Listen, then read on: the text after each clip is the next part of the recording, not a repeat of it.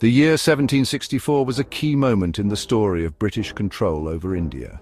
The Battle of Buxar, fought by the Ganges River, strengthened the East India Company's hold on Bengal and showed the weakness of the Mughal Empire. Picture this: the East India Company's troops, confident after their win at Plassey, facing a desperate alliance of Mughal forces led by Shah Alam II, the Mughal Emperor, and Mir Qasim, the ousted Nawab of Bengal. The air was filled with tension as this battle would decide the future of North India. The Battle of Buxar was a big win for the British, showing their better military tactics and firepower. It broke the illusion of Mughal power and showed how vulnerable Indian rulers were to European ambitions. The Treaty of Allahabad, signed in 1765, made the East India Company the rulers of Bengal's revenues, changing them from traders to rulers. The Battle of Buxar was not just a military win, it changed the balance of power in India. It marked the fall of the Mughal Empire and the rise of the East India Company as the main power in the subcontinent.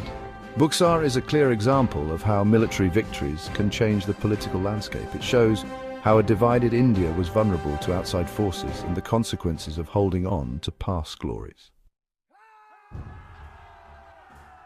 The year is 1799. The scene is the fortified city of Seringapatam, the capital of Mysore. Here, Tipu Sultan, called the Tiger of Mysore, made his last stand against the British East India Company. Picture the scene: the strong walls of Seringapatam, full of cannons standing against the British forces. Inside, Tipu Sultan, a brave leader, encouraged his troops, his spirit strong despite the challenges. The siege of Seringapatam was a fight of ideas, showing how native rulers resisted British rule. Tipu Sultan, who used rocket artillery and was a smart diplomat, fought hard to keep his kingdom free. The final attack on Seringapatam was full of fierce fighting and bravery. Tipu Sultan, refusing to give up, died defending his city, marking the end of an era. The British victory at Seringapatam gave them control over South India, ending one of the last fights against their rule. The Battle of Seringapatam is a strong symbol of resistance against colonialism, showing the bravery and vision of leaders like Tipu Sultan who fought for their freedom.